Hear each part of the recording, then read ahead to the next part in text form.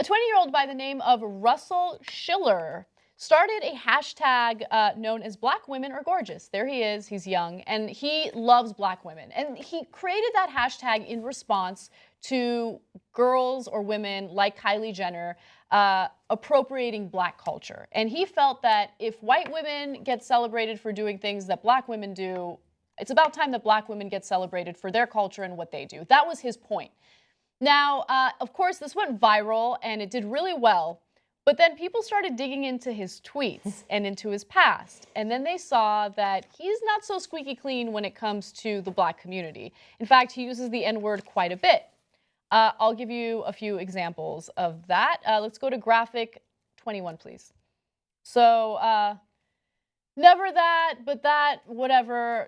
Do you want to read this? You read this. I don't want to read this. I know I'm uncomfortable. I'm so uncomfortable. Never that, but that. N-words, pants, be swallowing those shoes whole. Read one tweet. In others, he refers to his acquaintance as them N-words. Yes. And there are more examples. We'll put it up on the screen so you guys can look at it, but I don't think we really need to read it. It always makes me uncomfortable. Anyway, I want to know what you think about this, because he's saying, like, look, I grew up in a predominantly black community. He goes to an HBCU. Yeah. All right, so in the tone, now, first of all, I'm gonna tell you exactly what people think, but not necessarily what they would say. And there are gonna be some black people that are gonna be like, oh, you know, Kenny's this or that or whatever, but he's not saying N-I-G-G-E-R. He's saying it as N-I-G-G-A-S. He's from the north part of Milwaukee. Laverne and Shirley were not skipping down the street in the part of Milwaukee he's from. So he grew up in an urban environment his whole life.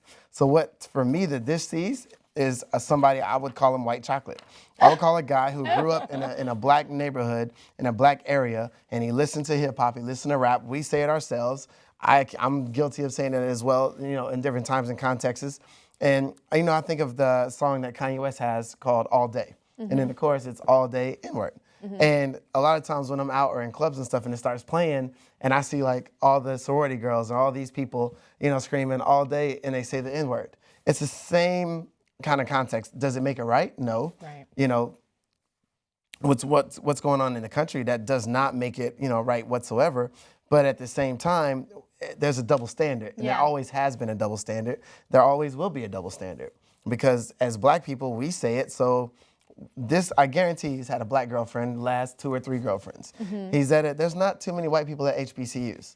So obviously, you know, he's trying to show love to what he really loves.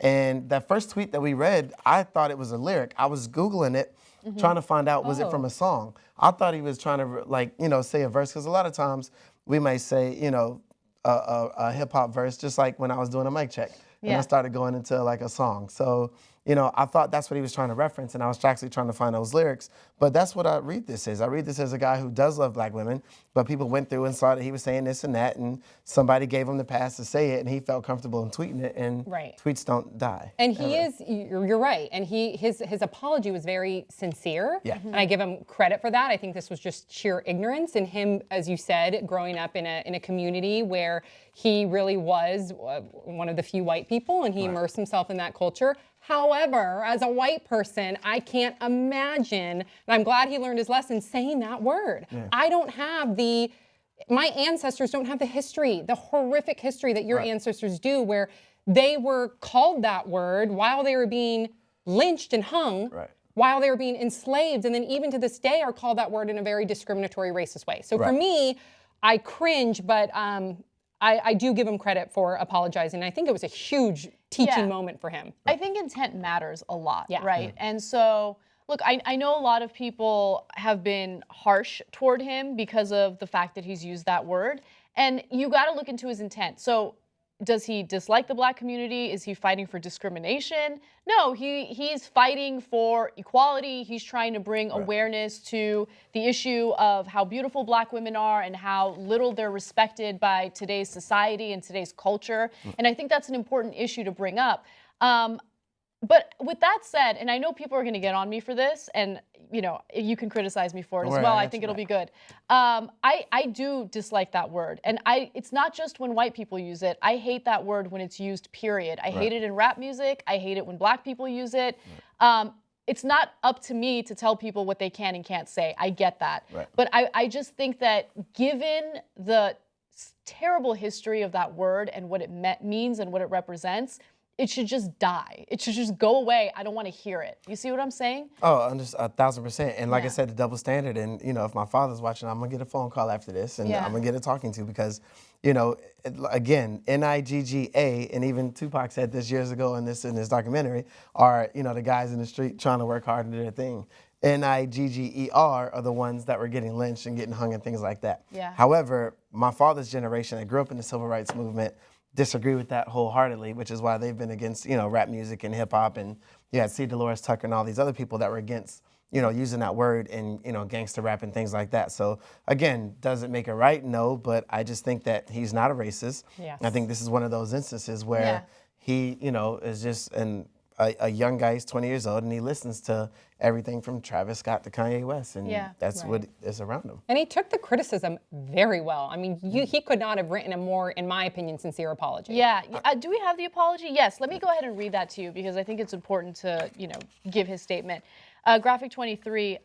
First and foremost, I would like to apologize to any and every single person I may have offended based on my actions and or tweets.